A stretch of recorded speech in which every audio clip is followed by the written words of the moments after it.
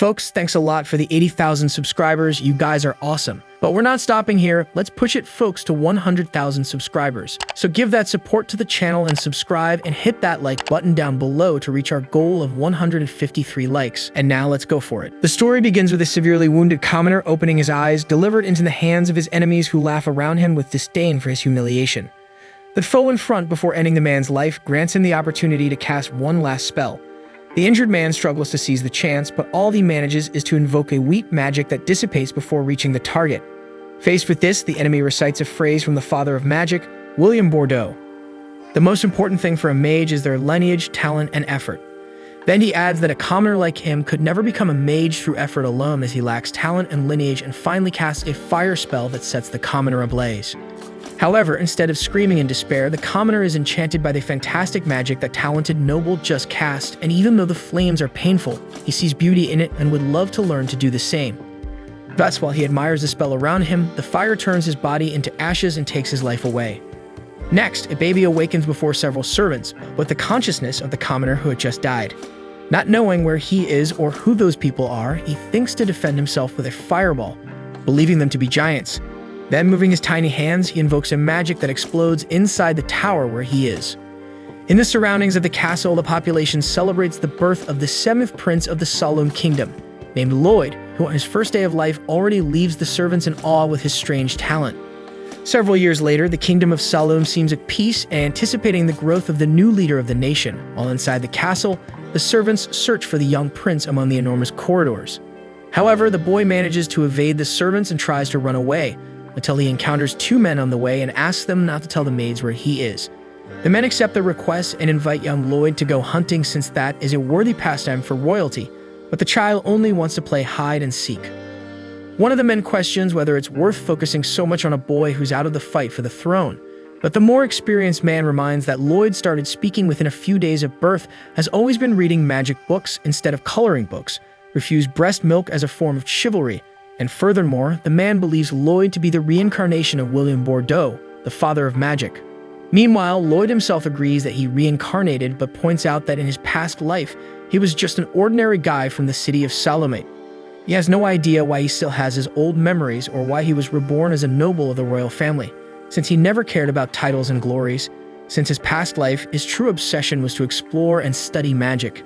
And at least this giant palace can provide all the knowledge he ever wanted and more, unlike the old Saloum Magic Academy. However, as he was about to resume his beloved studies, a servant named Silpha pulled the boy into his combat training. Once in action, Lloyd demonstrates great talent with a wooden sword, but doesn't understand why the 7th prince, with no chance of ascending the throne, really needs this training. Silpha reminds him that succession isn't everything, and that a member of royalty must know how to handle a weapon. Since she was entrusted with the boy's education 3 years ago, Silpha does what she can to develop the prince in the best way possible, so she takes her work very seriously. With that said, Lloyd realizes that slacking off will only make the lesson last longer, so he returns to the duel with a cheat to end the fight quickly and go back to reading. This cheat is a control magic to mimic all of the teacher's movements, making it seem like she's fighting against a mirror. However, as the woman is taller and stronger, copying the movements from a disadvantaged position is of no use, so Lloyd goes further in his cheat and casts a biological growth along with a physical enhancement, as well as levitation that puts him on equal footing with a rival. With this, Lloyd covers the differences he had and believes that this way he can win the fight, so he uses a trick up his sleeve to finally hit Silpha. Considering that he has been acting like a mirror for a long time, the girl is sure that all the opponent's movements will be imitations, so Lloyd improvises a different counterattack to surprise her. Then he advances swiftly behind the girl and strikes, but besides defending the attack, Silpha denounces that the boy is cheating and hits him with the sword hilt on the ear. Soon, she explains that the boy made the sword grow to gain more reach and levitated during the duel to match the height. However, instead of scolding Lloyd or giving him a punishment, she praises him for managing to cast 2 spells at the same time, something even the court wizards have difficulty doing.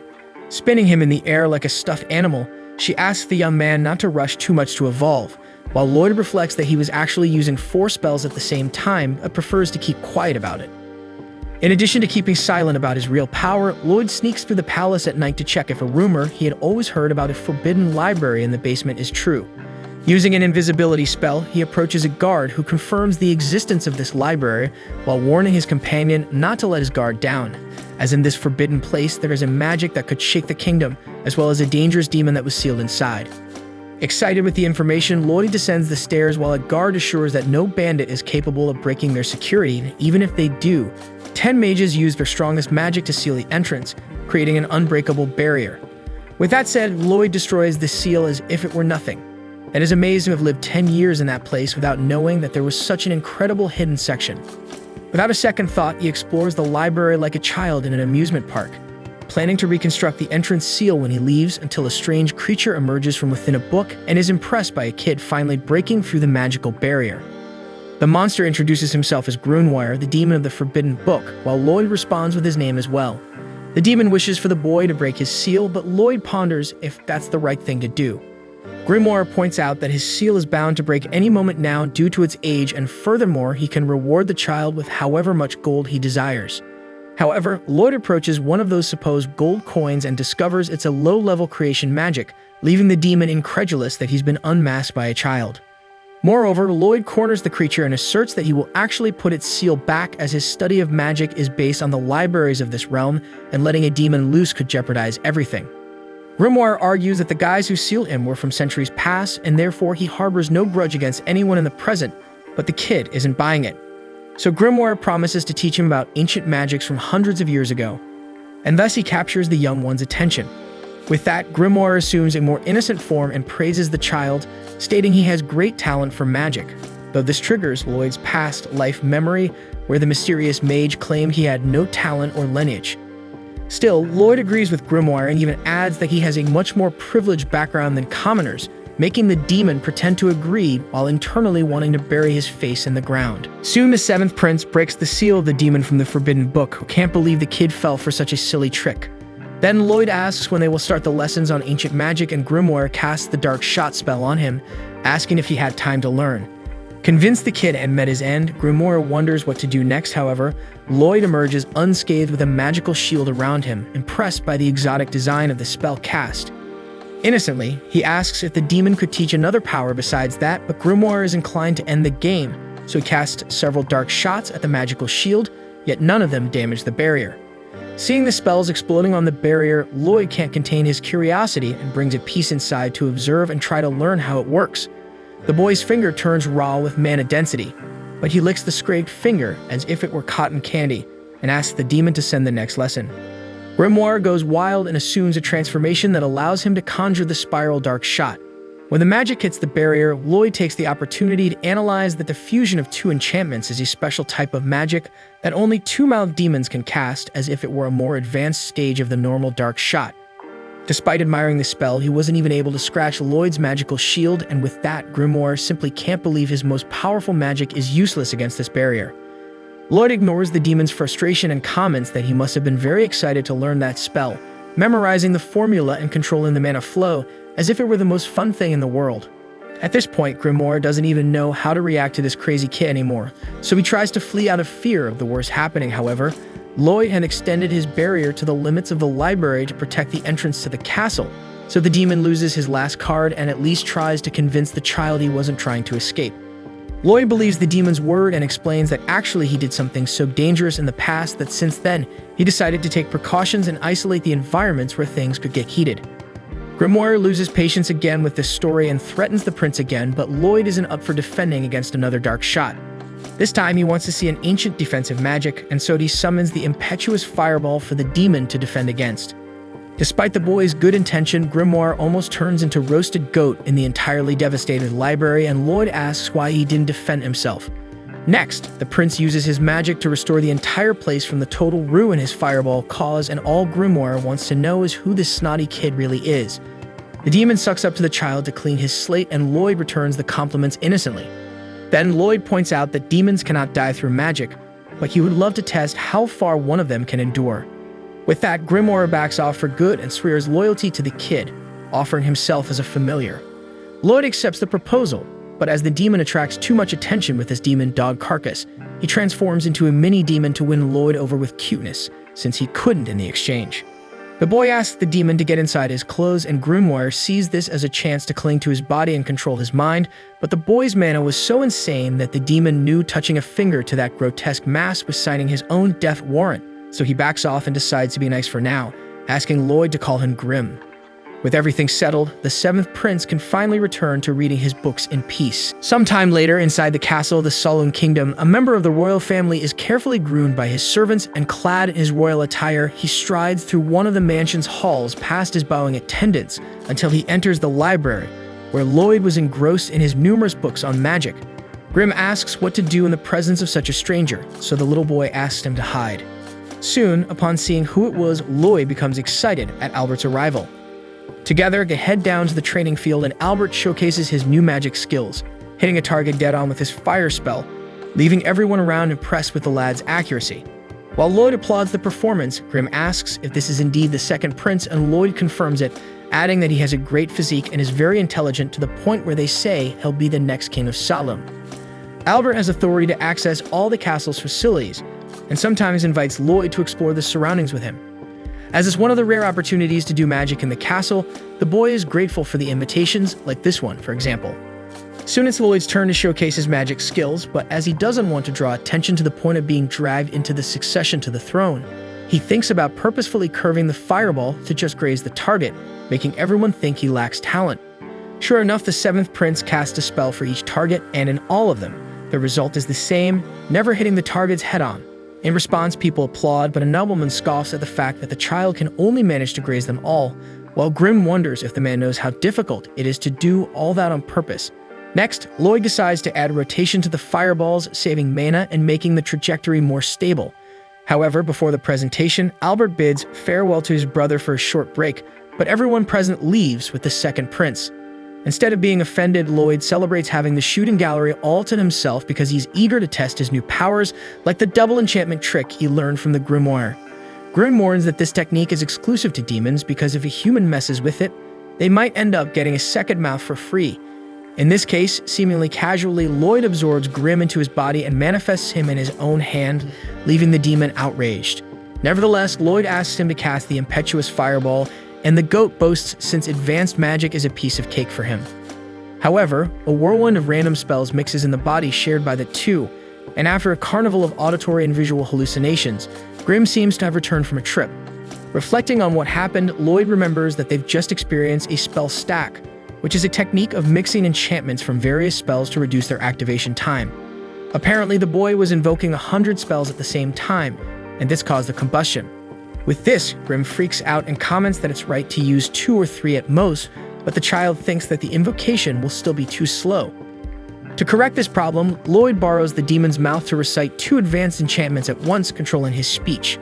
Then merging the impetuous fireball with the impetuous cascade ball, a surreal increase in mana envelops Lloyd, and Grim can't believe that the young man is capable of combining 2 such different spells. With the double enchantment prepared, Lloyd knows he can't release a spell of this level on the surface, so he points the energy buildup upward, displaying a magical wave so vast and powerful that it could be seen from every corner of the kingdom. Meanwhile, inside the palace, a nobleman asks why Albert pays so much attention to Lloyd, since he's just a child with little talent for magic and nothing more. In response, Albert asserts that the man has no clue about talent, thinking like that. After all, Lloyd hit all the targets in the same way, and it's quite possible that he did it on purpose. In Albert's opinion, the seventh prince is a prodigy, possibly even becoming a great sage one day, and at the same time an important asset for Albert. The nobleman remarks that the future king can and should make use of the services of the great sage, but Albert laughs and replies that his only intention is to get along with his little brother. At that moment, the man observes through the window the darkened sky and wonders if the sun has already set. But according to the astonished Grim, his master opened a hole in the sky that crossed the morning and exposed the bright night underneath the covers. But soon the boy backs off with this insane magic and interrupts the phenomenon, while Grim wonders who the heck this child is after all. In the next scene, we are treated to a bonus anime animation showing a battered Lloyd being tended to by Grim, who has no idea why he's acting like this brat's nanny. On the other hand, the healthier Grim can keep the child, the healthier the body he will possess once he gets the chance. Keeping this in mind, the demon wipes the snot from the runny-nosed boy as he awaits the future where he will be free again. With the end of the bonus scene, the little flying goat finds an article in a newspaper talking about a mysterious hole in the sky, but when he shows it to Lloyd that his spell became famous, The young human seems more interested in the back of the newspaper, where another article announced a group of Ranka adventurers who cleared a powerful dungeon and collected all the precious treasures. This article gives the boy the idea to explore dungeons himself, hoping to get a bunch of items with magical powers. Grimm argues that the royal family will freak out when they can't find the seventh prince within the kingdom's domains, so Lloyd solves the problem by creating a wooden replica of himself, perfectly identical both in appearance and in the resin that imitates bones and skin, with the roots functioning as the circulatory system. The copy is so good that Grimm claims Lloyd will be able to leave very calmly, but the boy responds that if it were that easy, he would have done it before. According to him, the real problem is Sylph, who, on another day, for example, entered Lloyd's room and commented that he had grown 0.07 millimeters in the last few days. For this reason, the boy doubts that he would fool that woman with a doll that only knows how to dance like a fool, but fortunately, he has another card up his sleeve. Soon, he was already flying over the skies of Salum towards his adventure, while communicating with his replica through Grimm, who possessed Lloyd's copy while talking to him through the boy's hand. The maids around observe the wooden doll and comment that the prince is very vain, and that is the cutest thing in the world for them. Meanwhile, Grimm is trying to maintain posture after having put his mind in the replica and the body in Lloyd's hand. Then the master asks the servant to be alert with Sylph and sets off on the journey while Grimm takes advantage of the master's absence in his fake body with mana to bring discord to humanity. However, at this moment, Lloyd says he is very happy to have Grimm as a familiar and affirms that he relies on him for everything. Faced with this, the demon sheds some tears, but soon pretends to be brave again so as not to convey an image he doesn't want. Meanwhile, Lloyd has no idea where to find a dungeon, so he stops to think for a moment, until a girl appears in the forest fleeing from several orcs. After running from them for a while, she turns against them and strikes each one with such force that the creature's eyes pop out. Finally, the woman invokes a magic that destroys the monsters into pieces, while her cape appears with the word warrior. Grimm thinks she's one of those martial artists, and Lloyd loved the way she breathes because she channels an energy called Kai through their bodies by breathing, which allows the use of incredible techniques. At this point, the warrior tells the hidden boy to show his face, and Lloyd sees this as an opportunity to learn more about this breathing. But Grimm fears she will find out that the boy is a prince of Salum. Lloyd agrees and remains hidden, so the girl identifies him as an enemy and prepares to face him. However, the wizard had disguised himself as a novice adventurer named Robert, and since this transformation spell could only make him become who he already knows, Lloyd used the double enchantment and mixed his appearance with that of his brother Albert, and by combining the two, the boy created an original form. Feeling unthreatened, the girl introduces herself as Tao, a rank B adventurer as well as a martial artist. Lloyd is worried that she might suspect something, but instead, she is simply in love with this new appearance of Lloyd Salum. After 18 years dedicated to training, Tao even met some boys along the way, but they only had eyes for delicate and finicky priestesses, so she promises to make Robert her boyfriend, whatever it takes. Lloyd is confused by the girl's behavior and says goodbye, but Tao asks to join the young man, so they go to the entrance of a dungeon in the forest. Beating everyone up, Tao asks if Robert fell in love with her strength, but the guy only has eyes for the shiny stones in the cave. A little further ahead, Lloyd asks if Tao ventures alone, and the girl replies yes, since she never found any decent men, or rather, adventure companions to share the journey. Sometime later during a meal, Lloyd wants to know about this Kai that the girl used to make those attacks, and Tao is impressed that someone from this continent knows this rare technique. Lloyd explains that Kai is somewhat like how mana works in magic, because the way you breathe is also important for the traditional technique. Then she teaches that Ki begins and ends with breathing, which you use to control Ki, allowing you to gain explosive power beyond normal capacity. Even to feel the Ki, it is necessary to practice breathing a lot. But speaking of Ki, Tao flirts that it's much easier to feel what she wants with Robert, but at this point the boy was trying to imitate the breath to feel this manifestation in him. After failing, Tao scolds the boy because he risked burning his lungs since he is not accustomed to this technique. Despite everything, Lloyd managed to feel this vibration inside him, a separate energy from mana within his body, and is moved to have experienced such a beautiful moment of magic. Seeing the boy's dedication to this goal, Tao promises to teach him more about this technique, so she asks him to practice maintaining that breath until they leave the dungeon. Meanwhile, Grimm is enjoying his day as the boss, not understanding how that brat doesn't care about all this comfort and only keeps his face buried in magic books all day. At this moment, Sylph approaches and Grimm already knows this is going to be trouble. Meanwhile, Tao showed the Real Prince the power of the Kai Burst she used to defeat the boss of this dungeon, the Grey Wolf, on the first try. With that, they can now open the treasure chest. But the girl warns that such a weak dungeon shouldn't give any decent items. Seeing his companion fascinated by the mechanics of the chest, Tao comments that he seems more interested in the chest itself than in what's inside it, and shortly after notices that he has maintained the key breath until now, and therefore begins to consider that indeed this man might be a catch, and who knows, even her annoying grandfather might approve of this engagement. However, her beloved Robert only has eyes for the treasure chest, but when he opens it, a trap is activated and almost cuts the adventurers in half. After that, a lich emerges from under the chest and floats in front of the two. Despite the scary appearance, Lloyd seems innocently interested in the monster, wanting to know if it's another boss of this dungeon. Lloyd asks what kind of creature that is, but Tao brushes it off and asks the boy to wait outside. Faced with his reluctance to leave, she forces him through a technique to be alone in the battle against this powerful enemy. At that moment, Tao is attacked by the lich, and even though she regrets treating Robert that way, the enemy's blows show it's better than the boy dying there.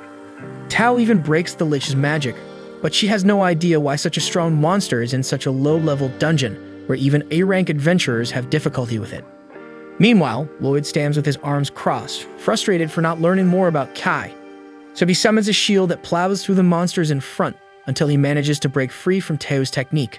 Still, he's unsure whether to return or not, so he asks Grimm's opinion. However, the demon is seriously weakened and can only ask the master to return. In the meantime, Tao continues to stand against the enemy, but she knows she can't win this fight, and this is her end. But since she sent her dear Robert out there, maybe she can slip away from that place. However, the lich comments on the human's chi techniques, saying he's eaten someone who mastered that art, which is nothing more than an inferior form of magic. Now it's Tao's turn to be devoured by the monster and have her abilities stolen, but according to him, it would only be worth eating that boy who reacted to his initial attack. In response, Tao comments that Robert and the lich are alike in always seeking knowledge, but unlike the monster, the boy is capable of finding what he's looking for even under a rock, not inside a person's stomach. She knows that the people of the continent treat Ki as an outdated technique from the countryside, but Robert said he found it amazing. Then the lich asks what that has to do with anything, until Tao uses her breath to strike the enemy, but he protects himself with a magical shield. Still, the girl has been training since she was 5 years old to strike with force, even depriving her of doing normal things like getting a boyfriend, so at least she has to use all that sacrifice to cause damage in a fight like this. True to her word, she shatters the shield with a punch, then applies a technique that penetrates the barrier as if it were an eggshell. However, this power has consumed almost all of the fighter's energy, and now she can barely move. Without having suffered a scratch, the lich reappears and says that even the girl's most powerful K technique is weaker than a simple magic he can do with just one finger. Finally, he declares that the young woman wasted her life in vain, then applies the Morisishra ability on Tao to end the fight. Despite this, Lloyd was there with his magical shield to prevent his friend from dying. Serene, as always, the kid says he'll have to be quick because he's in a hurry, then challenges the lich to play. Tao looks scared at that boy she thought was so different, while the lich finds amusement in that arrogance and prepares a spell to confirm his superiority, but Lloyd is extremely fast and reaches the enemy's back, invoking with his lungs the disbearer magic of the air type even without enchantment. The lich attacks again, but Lloyd is comfortable inside his shield, reflecting on the combination of ki and mana. Soon, thinking about Tao's teachings, he focuses his breath to bring more air to his lungs and accelerate the magic. With this, the shield becomes unstable and travels through the cave, making the monster think the human wants to escape, but the boy is struggling to gather more and more air. The barrier continued to withstand the creature's continuous attacks, but Lloyd ends up having to dispel it to use the external air. Seeing the exposed target, the lich sings victory and unleashes the ultimate spell, but the human begins to dodge the onslaughts to breathe in more oxygen and channel as much ki as possible. Thus, he shapes his mana along with the ki, and begins to form a magic that becomes a disc in his hand. This disc circulates around his body to protect the user from magical threats, but according to Lloyd, the spell didn't take the form he wanted. So this time he produces 2 thinner discs for them to reach the lich, who uses Morisishra to protect himself. The monster's defense manages to block some discs, but Lloyd throws new spells so fast that the enemy doesn't have time to react. Faced with this situation, the lich swallows his own arrogance at seeing a Kai technique defeating his spells until Lloyd prepares his thinnest and sharpest energy disc so far. The lich protects himself once again with his magical shield, but the disc cuts through the barrier along with its summoner in a perfect strike, finally throwing the lich back into the depths of darkness. Tao can't believe what she's seeing, while the boy seems to have enjoyed this training. Afterward, they finally go after the well-deserved loot, but they see it was a waste of time because there was only an old rusty knife inside the chest. However, Lloyd notices that it's imbued with magic and asks to keep the weapon, until the chest is pulled down into the earth, causing the cave to start collapsing.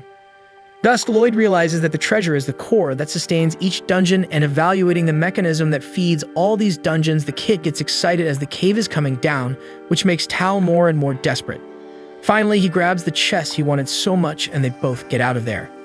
Upon leaving, Lloyd analyzes that the chest would be responsible for gathering forces underground to give life to the dungeon once again. Intrigued, Tao asks if the boy used Kai instead of magic just because the Lich disdained the technique, but in fact the boy just thought it would be more fun. At that moment, he remembers something and flies quickly upwards, but before he goes, Tao promises that she'll strive until she can use the final technique that the boy used, the Key Blade. Finally, Lloyd replies that whether it's magic or Kai, the important thing is always to be progressing before departing. As for Tao, she really intends to progress, especially to become attractive to Robert, and that's why she freaks out when she remembers she didn't get his contact. At the end of the return trip, Lloyd arrives desperate behind Grim, and the demon had 4 roosters on his head given by Silpha during daily training. On that occasion, the kid was shaking a lot, leaving the teacher puzzled by this strange behavior, so she decides to be tougher with the student because he suddenly became weak. After that, Grim just cried like a child while waiting for his master's return. After that, in the extra animation of the episode, Lloyd stuffed everything he could and then summoned to his magic bag, and Tao wondered what kind of black hole was inside there, but Lloyd teaches that he uses the field expansion magic to freely increase the space of any bag or sack. Arriving home, the boy empties the bag full of rubble and garbage because the dungeon collapsed and destroyed most of the items. With the remaining item in hand, Grim questions if Lloyd spent all this time to bring back an old knife, but the boy asks his friend not to get rid of the item because an old knife is what makes good magic. Right after putting the weapon in hot water and scraping the surface, the mana essence was coming out cracking, a catalyst that elevates imbued magical formulas to incredible levels. In the case of this knife, it seems to have been enchanted with strengthening power. Then he shakes all the essence into a container to break the formula, but he is careful not to waste this material, as it's not something you find on every corner. Therefore, Lloyd analyzes the mana essence to be able to create more on his own and uses the water purification ability to filter impurities and separate the base elements, which are oil, silver, and hematite.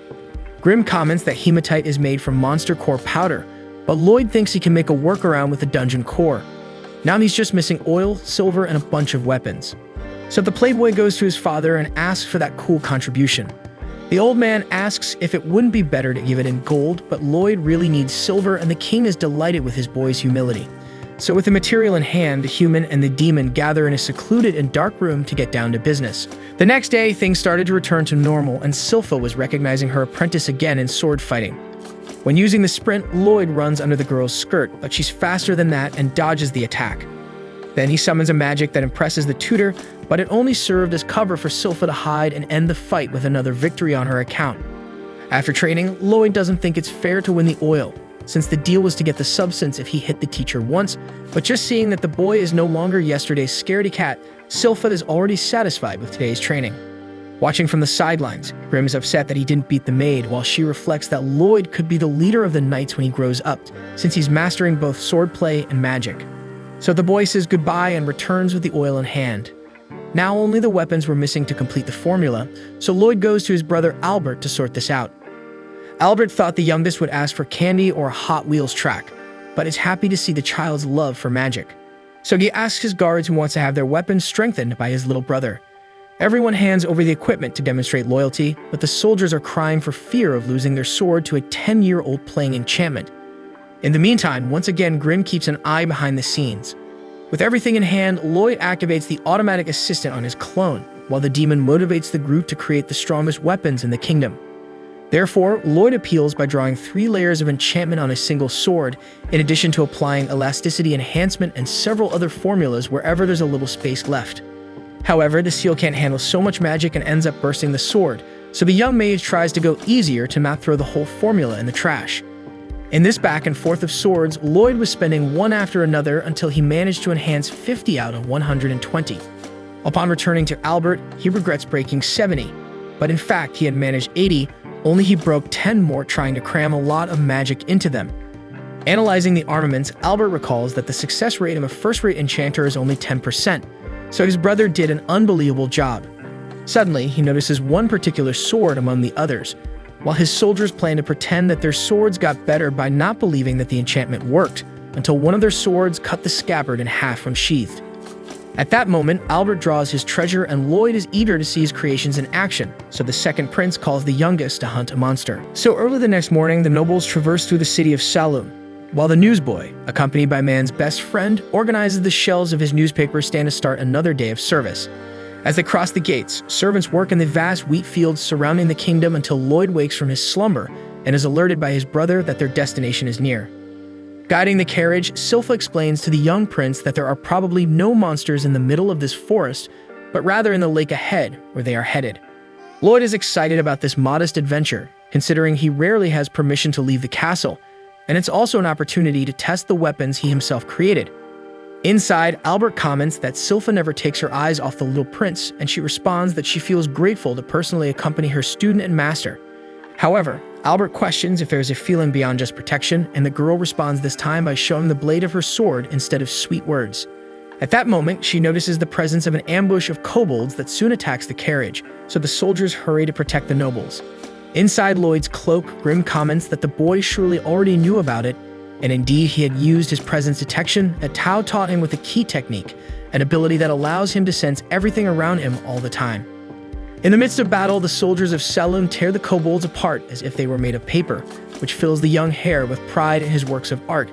The blades were so sharp that the wielders themselves were afraid of injuring themselves with them, and Albert boosts the morale of the youngest by showcasing the boy's talent with enchantment to the troops.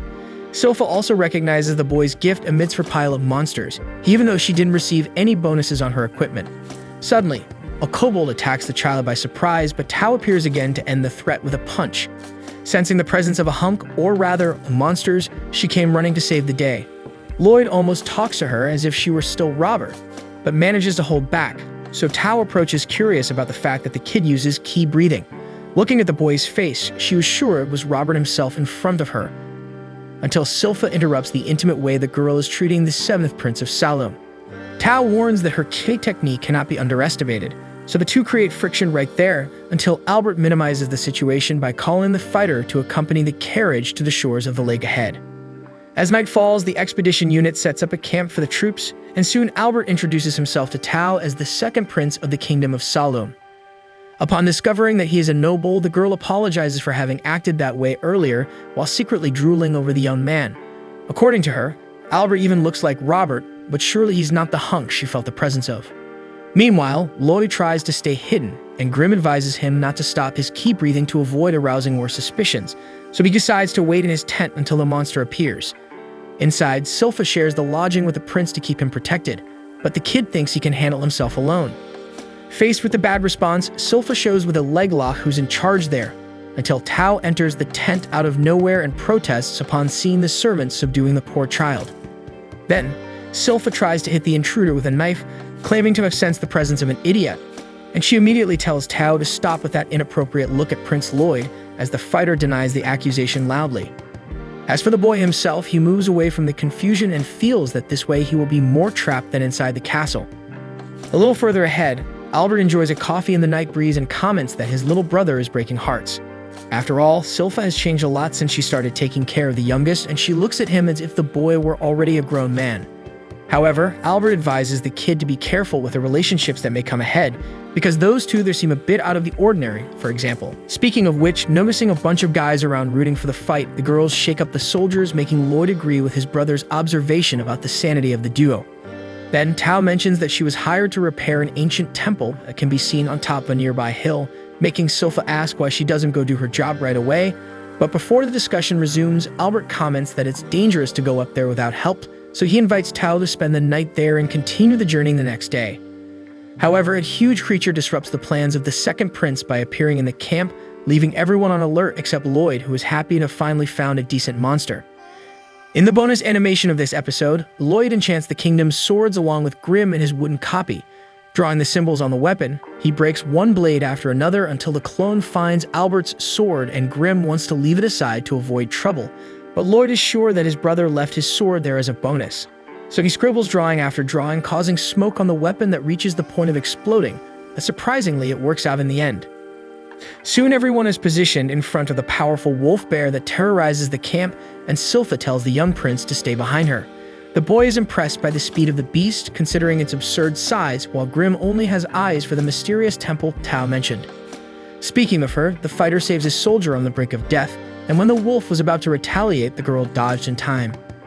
At that moment, Albert takes the lead, and with his magic sword, he promises to defeat the wolf bear that torments the local people so much. Soon he unleashes the impetuous fireball, which engulfs the creature in flames until it is completely carbonized. Behind him, his soldiers praise the power of the second prince, who credits Loy for enchanting his magic sword to the point of making it so powerful. Apart from the celebration, Grim suddenly remembers that the place atop the hill is a temple that seals a demon. With that said, the charred wolf bear rises again like an undead, accompanied by ghostly creatures around it. Within the giant animal, a voice mocks the human's attempt to harm its servants, and soon the demon Pazuzu appears from the wolf's mouth, swearing to make the humans pay the price of their insolence with their lives. Thus, the creatures advance against Saloon's forces, terrorizing the battlefield, and even though Albert hits the eye of one of them, the monster regenerates automatically. Tao arrives with a flying kick to prevent the prince from being attacked, and soon the boy looks around and realizes that these wolf bears are different from any he has seen before, with some even being hybrids, so he believes this is the work of that demon. Away from the fight, Lloyd asks Grim if he happens to know this other demon, and although he doesn't, Grim knows that he transmutes mana to control the monsters as if they were puppets, and that this power grants enough mana to the controlled monsters for them to regenerate from the attacks they receive. With that said, looking at his little monster with a pleading look, Lloyd asks him to teach him how to transmute mana right now.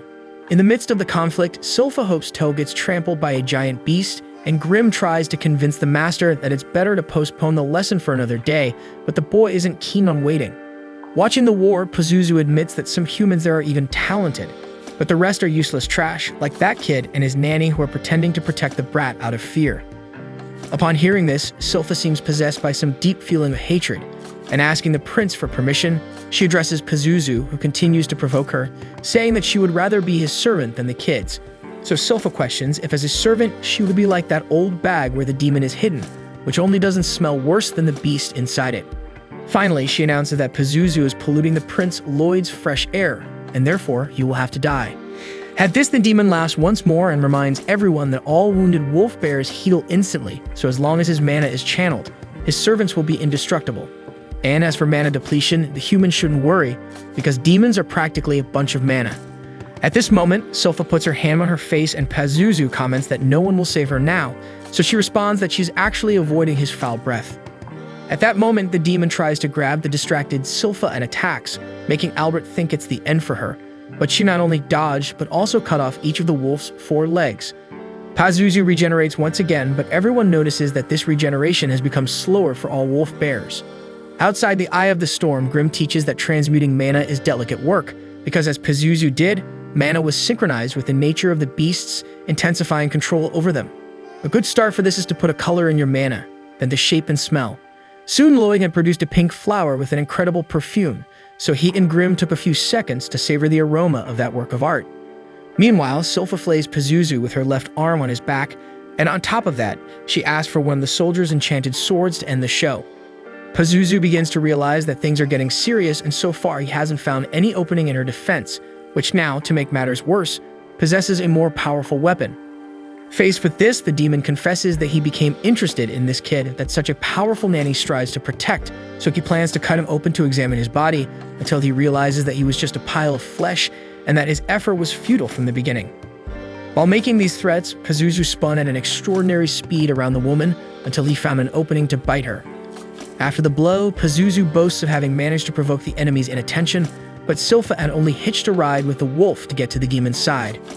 Soon Silpha had torn the beast from the inside out using her Langless clan technique, the Ascension of the 2 Dragons, to then cut the animal with the Swallow Dive ability. Enraged, Pazuzu rants that the woman is just a mere servant, and she continues her attack by piercing the devil's face with her blades, followed by the Claws and Fangs ability, from the Twin Tiger technique. Having done that, Silpha exposes the rotten creature that lived inside the beast, leaving all present awestruck by such power, while Lloyd memorizes her movements.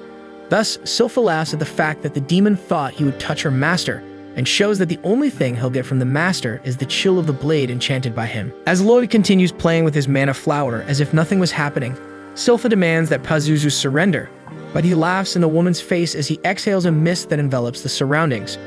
Tao and Albert control the monsters, but the prince warns that as long as the demon is alive, his minions could return at any moment. Suddenly, the mist knocks down all the humans present, while Pazuzu reveals that just over a century ago he broke the sanctuary seal, so everyone will pay for what they did to his minions. In a burst of strength, the demon returns to the battle with fury and throws Sylpha aside, while Albert lacks the strength to rise. Pazuzu reveals that this mist is the domination miasma, which makes all affected obey him, so Sylpha comments that she now understands the stench. Pazuzu gets agitated once again at the offense and attacks Tao in retaliation, forcing the key specialist to defend herself with difficulty. Thrown close to Sylpha, Tao asks if she's okay, but even though she says yes, poor thing is trembling with cold and spitting blood, so she falls again without strength. Pazuzu acknowledges that the warrior was fierce to continue resisting even while inhaling the miasma so closely, but regardless, he wants to know why Tao also didn't surrender to the evil mist. Tao tries to kick the demon, but she's so weak that she doesn't stand a chance. Subduing his victim, the entity analyzes that perhaps it's the strange breathing of the fighter that allows her to resist the miasma control, but as she's exhausted and upside down, Tao's key breath is becoming increasingly difficult to sustain. Pazuzu believes that the girl didn't run when she had the chance because she prefers to become his servant, so she rebels against the statement and corrects by saying that in fact, she would never betray a handsome guy in need, so she unleashes the Thunder Pulse on the enemy. The problem is that using such a powerful technique destabilizes the user's breath, and on top of that, one of Pazuzu's monsters regenerates and bites the human. The demon wants to know who this handsome guy the girl mentioned is because all he sees around is a bunch of ugly trash on the ground. On the other hand, he believes that true beauty is being able to regenerate his minions as many times as he wants, and with that said, he uses the maximum domination miasma to fully control the enemy. But even with the entity's vapor, Tao can still feel a presence that made her realize she was right all along, and the certainty gave her the courage to affirm that the hottest guy of all will kick this demon. The wolf bear devours the girl while Pazuzu spits on the ground and comments that in the end she was just a human like any other. But he can't say the same about Sylpha, so the warrior emerges to become his most promising servant, while Lloyd plays Naruto by walking on the water just below. The little boy asks if it's this miasma that controls the wolves, and Pazuzu replies that he killed each one's parents and then used the vapor to occupy that paternal space in the minds of the beasts. So while the demon laughs at the memory, Lloyd comforts one of the beasts, and that's when Pazuzu realizes that the kid was walking inside the miasma without a problem, so he questions how that's possible. Lloyd answers that he has no idea. Furthermore, Pazuzu realizes that there was another demon in the area upon noticing the grimoire, so he despises the little one for being ashamed to the species by serving a mere human. In response, Grimm offers his silence because he had thought of giving some advice to his fellow demon, but now he just wants him to turn to ashes. On the other hand, Pazuzu intends to do the same with the traitor of his class, so he orders his minions to attack, finally giving Lloyd the opportunity to test his mana transmutation. With that done, Lloyd transmutes the wolf bears into adorable pets, like the ones we see in pet food commercials on TV, only dozens of times larger. Pazuzu looks wide-eyed at the scene in disbelief, while Lloyd recognizes the dog that swallowed Tao and asks him to spit her out and covers her with his poncho. The demon expels his miasma again to regain control of his servants, but Grimm observes that by now they had regained their pride and were fully aware that that malevolent entity was responsible for executing their parents. With that stuck in their throats, each beast tears pieces from Pazuzu's body, who releases Sylpha in the act. As the girl falls into the water and sinks, Lloyd admires the scene of the pack of wolf bears hunting down the entity as a group. However, Pazuzu puts the animals back in their place by subjugating all of them and still belittles the deaths of their parents. After that, Pazuzu turns his attention to the little sorcerer, and he's sure that regardless of what the boy uses, nothing will be effective against a demon. Lloyd remembers that Grimm also thought the same thing, and indeed, it was something that had never happened before, because when Lloyd killed the field of flowers he had created, the demon reinforces the powerful vision that demons possess, but the sorcerer doesn't think they are invincible, maybe just knowing to kill. So Lloyd envelops himself in a surreal mana cloud, and Grimm makes Pazuzu understand the reason his miasma doesn't affect this kid, because on an ordinary day of study, he decided to hide his mana just to avoid attention. However, now that he's there facing this demon, Lloyd wants to take advantage and test his restriction magics, making the feared winged entity feel like a mosquito and a nightmare in the face of all that power. Firstly, the sorcerer tries to put the demon inside a magical barrier, but he escapes. When Lloyd starts the same incantation again, Pazuzu understands that the human doesn't want to fight, but rather to put him in a cage, so he flies at full speed to avoid being trapped in one of those magical barriers. As the target becomes exhausted from fleeing, Grim wonders how many spells Lloyd can cast at once, and he replies about 20 depending on which one, but with his friend's help, he can manage more. Having said that, Grim joins the Master in the conjuration, and together they summon so many shields that the demon is forced to go underwater to avoid being caught. Still, the conjurations didn't stop, and thus Pazuzu ends up becoming confident in his escape ability, so he falls into a space-class magic called Dimensional Enclosure, which emerged from the fusion of all the barriers created. Pazuzu tries to free himself from the spell like a fly in a jar, but Lloyd isn't happy with the demon's hybridization experiments on those wolf bears, so he implements his high-speed conjuration that manifests into a sinister magical sphere. Faced with this power, Pazuzu realizes that it might be the end of the line for him despite being theoretically invincible, so he tries to convince the boy to spare him in exchange for titles, money, and women, but all Lloyd wants is to test his toys on the insect before him.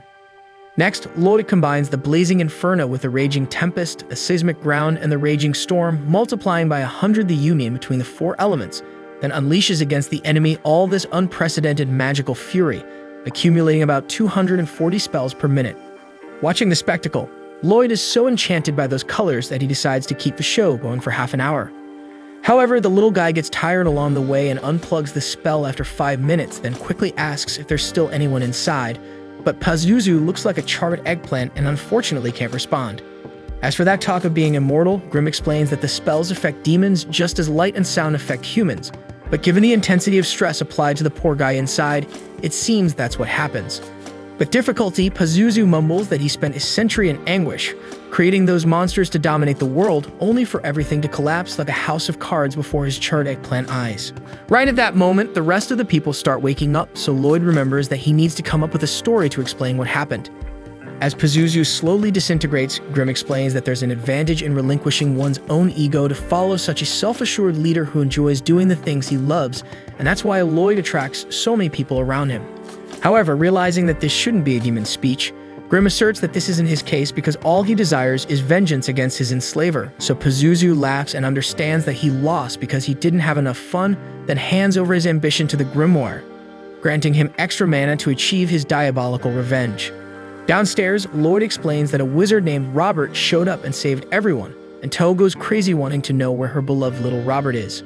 Next, we have the extra animation of this chapter, where a crowd of enamored women welcomes the return of the second prince Albert to the domains of the kingdom of Salem, after defeating the powerful demon Pazuzu. Right behind him, the seventh prince Lloyd finally appears to the population's eyes and also provokes the enchantment of the damsels around, causing Silpha to cast a threatening look that puts the girls back in their place. Back to the Anime, the return was a little less cinematic than that, with the two sons of the king kneeling before him, and despite the sovereign recognizing Albert's talent in defeating a demon, he questions why he left with only his personal guard. Soon, asking where these Robert and Tao who helped in the mission are, the second prince says that Robert disappeared before everyone regained consciousness, while Tao went after the man after the incident. In fact, the girl was in love with the wizard who saved everyone, but upon realizing that the poncho covering her belonged to Lloyd, the boy himself points out that Robert is in the middle of the forest, causing the girl to dash off into the woods. Upon this, the king shows interest in this sorcerer named Robert, but Albert asserts that Lloyd was the main responsible for the expedition's success, and therefore should be considered part of the royal succession. After all, victory was only possible with the enchantments the boy cast on the soldiers' weapons. The king recalls that this means more competition for the second prince, but the young man doesn't mind if he's not the best choice to rule the kingdom because this decision should be made based on the ruler's aptitude, not their age, which is why Lloyd is out of the running for the throne. Thus, the king stands up enthusiastically and questions whether the seventh prince wishes to excel alongside his brothers in the quest for the throne, but without ceremony, Lloyd declines. Later, playing alone in the palace courtyard, a little boy is knocked down by one of the wolf bears he saved because he decided to follow the humans to the kingdom, unlike the rest who stayed in the forest. Watching the boy petting the beast, Grim becomes furious for never being treated this way by the boy, so he puffs up his skin to look like the wolf bear and attract the master's attention. Sure enough, Lloyd melts at the cuteness of Grim and squeezes him as if he were a plush demon. Then Silpha appears, commenting that the wolf bear liked Lloyd, so the child hides Grim as best he can in the fur of the giant beast, saying he named the animal Shiro because of its fur color. Hearing Lloyd say that he wants to teach tricks to Shiro through mana, Grimm notices that the brat only cares about magic, so much so that he refused the succession as if it were nothing. Speaking of which, the king highlights the humility of the seventh prince in rejecting the invitation, but Albert believes that the boy simply has other priorities at the moment. In no time, Lloyd was already trying to teach Shiro some tricks like sitting and giving a paw, but he struggled to teach the wolf bear to perform the command of spinning 3 times while running, jumping, and barking during the leap. Lloyd even tried to incorporate the command as a spell on the creature, but it drove him crazy. Because of this, the boy needs someone with experience in animal training, so he and Silpha set off together for Alice's garden tower. Upon arriving at the tower, inside was a kind of safe haven for various species of creatures to coexist.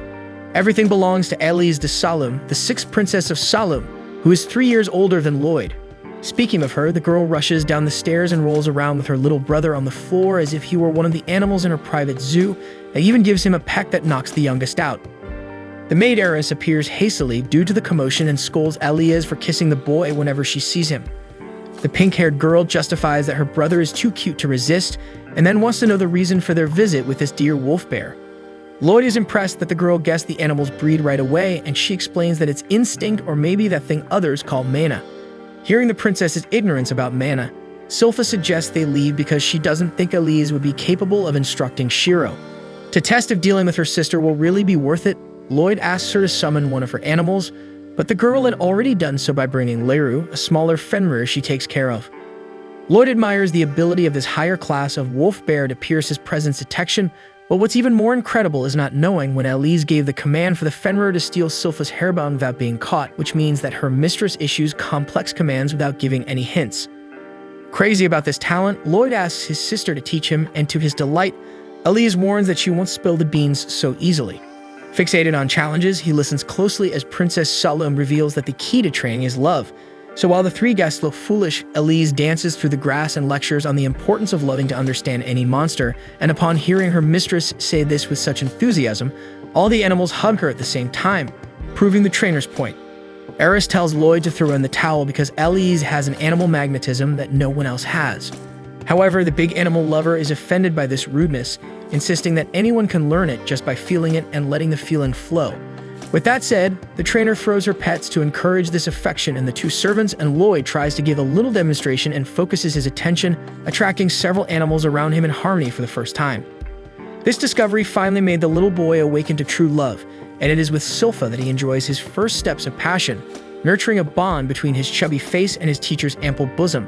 However, all of this was just part of a fantasy of the woman with the prince, who noticed in this exercise that her sister wasn't commanding the animals, but rather sharing her will with them. When all the animals moved together, Lloyd noticed the mana flowing from Elise's head instead of her hands, which is common. By mentally connecting to the animals through mana, she can issue an exact vision of what she desires. With that in mind, the young wizard focuses on creating that bond to share his mind with Shiro. Soon, even without issuing commands, Lloyd sees his pet spinning around him 3 times, then leaping and barking in the process. Thus, the 2 celebrate this incredible and unprecedented feat, while Eris admires the young boy's control ability and Silpha is frustrated that her master's love wasn't directed at her. Listening in on the conversation, Elise shouts that this has nothing to do with control, but with pure and true love. Lloyd agrees that love creates this deep connection between beings, but also a great sense of empathy to make animals listen to you. Finally, he says with his charm that love has a lot of depth, so the 3 women go crazy over the boy's cuteness. Advancing on his brother again, Elise inadvertently attracts all the animals in the tower because she is still connected to him, leaving him surrounded by all kinds of creatures. After the farewell, Lloyd is happy to have developed this kind of ability, and Silpha suggests that he take this excitement to sword training, but Albert approaches the youngest to postpone today's training because the 2 have something to discuss. With that, Silpha enters into a dispute for the boy's attention. But the noble always has the upper hand due to his position, so he warns Lloyd that he will introduce him to someone important. Thus, the 4th Prince of Saloum, Dian, enters the scene. Later, the 3 siblings gather and Dian comments to Lloyd about Albert's magical sword that he enchanted. However, the 4th Prince doesn't believe that the brat is capable of such a feat, so he orders him to prove in front of everyone that he can. With that said, Albert warns that Dian is a blacksmith and that at 10 years old he traveled to Bartram, a neighboring nation known for its forge, so surely the brother has an interest in enchanting as well. Dian tires of this talk about him and tells Lloyd to get to work already. When the work begins, the blacksmith observes the child's method closely, not believing that a snot-nosed kid of this age could enchant a magical sword, which is even more difficult than a regular weapon. However, Lloyd finishes the job and leaves his older brother with a sour face, while Albert acknowledges that the technique used by the youngest is indeed unique. Diane agrees with this, if only because he has no idea what the hell this spell engraving is, with reinforced resistance and elasticity, not to mention self-cleaning and self-repair. Either way, he praises his brother and announces that the little guy will be able to help him build the strongest magical sword of all, with the help of Bartram's forge, which allows the enchantment to be passed on to the hot steel and apply more advanced magics. Finally, he confesses that one day he dreamed of being a wizard, but he never had the talent for it. However, a blacksmith can forge a magical sword and unleash flames with it, which amounts to the same thing. Thinking about it, his dream is to make Sulum a country where everyone can wield weapons that cast spells, even if they don't have the gift of magic themselves. Hearing that, Lloyd's eyes light up at the thought of how fun this process would be, so he accepts the mission from the fourth prince, who brazenly asks to be called boss. Without wasting time, Lloyd debuts his own outfit for advanced forging, while Dean announces that the first challenge is to manufacture a sword that shoots fire. Lloyd suggests that they make one that releases the impetuous fireball, but his brother laughs at that, since the formula for this spell has 14 parts, whereas a magical sword can only contain a maximum of 5. At that moment, the boy compresses the formula into just 2 parts and applies it to the test weapon, but the steel shatters instantly. Therefore, he decides to make lighter compressions in 3 or 4 parts. In the meantime, Silpha spies on the whole procedure with Shiro, so the boys call them to participate. Despite all efforts, the steels broke one by one, and Lloyd blames himself even after reducing the intensity of the spell to a normal fireball. The supposed boss tells the little one to calm down because he will perform this enchantment even if it costs him his life. At the same time, Grimm had seen a brown mana essence on the table and handed it to the master, and Diane tells the youngest to go ahead because he bought that essence very cheaply. Then Lloyd uses his maximum purification magic on the substance and discovers that it has almost no hematite, which is a material made from monster cores necessary for deeper enchantments like those of magical weapons. Therefore, the boy asks his brother if he has this material, but hematite is too rare for Diane to have on hand. Faced with this, Lloyd reflects that there is no other way but to escape from the kingdom again and hunt down this resource in the dungeons. Silpha had the exact same idea, so Lloyd acts by saying that a prince like him couldn't do that. However, Silpha had talked to the king and convinced him that it would be an important next step for the 7th prince to broaden his horizons by exploring the world outside. In other words, Lloyd Saloon can officially register with the Adventurers Guild. Silpha accompanies her student to the guild, where the attendant Katarina receives them and asks for Lloyd's data for registration. And then he must place his hand on the crystal ball to assess his strengths and classify his level. Lloyd remembers using this sphere at the Magic Academy, an artifact charged with mana that radiates through the body when touched, measuring the user's power. Lloyd is afraid the thing will explode as soon as he touches it, so he tries to compress his mana as much as he can before starting the assessment. Having done that, all of his attributes were level F except for magic, which was level A. Thus, the overall classification of the new adventurer was classified as E, causing laughter from his colleagues in the profession right behind him. However, Katarina comments that the boy's rank of magic is worthy of an experienced wizard, so she considers Lloyd the most promising adventurer since the Silver Swordsman. The other adventurers revolt at this comparison, as the legendary Silver Swordsman was responsible for devastating countless dungeons until reaching rank A and disappearing completely. Ignoring the men, Silpha asks the attendant for a dungeon mission for Lloyd, but only rank B adventurers are allowed for that. At that moment, one of the men decides to pick on the girl by inviting her to join the dungeons with them, so Silpha cuts off the adventurer's mustache without him even seeing it. Katarina smiles and explains that they went after the one they fear so much, the Silver Swordsman himself. Silpha wants to register again to take Lloyd to the dungeons, but registering again would cause her to be demoted by 2 levels, leaving the swordswoman at rank C.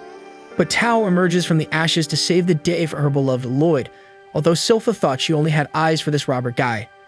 Tao explains that she ran to the 4 corners of the world in search of her beloved and never found him anywhere, but at least she leveled up to rank A with all that, so all she wants in return is help to find her beloved.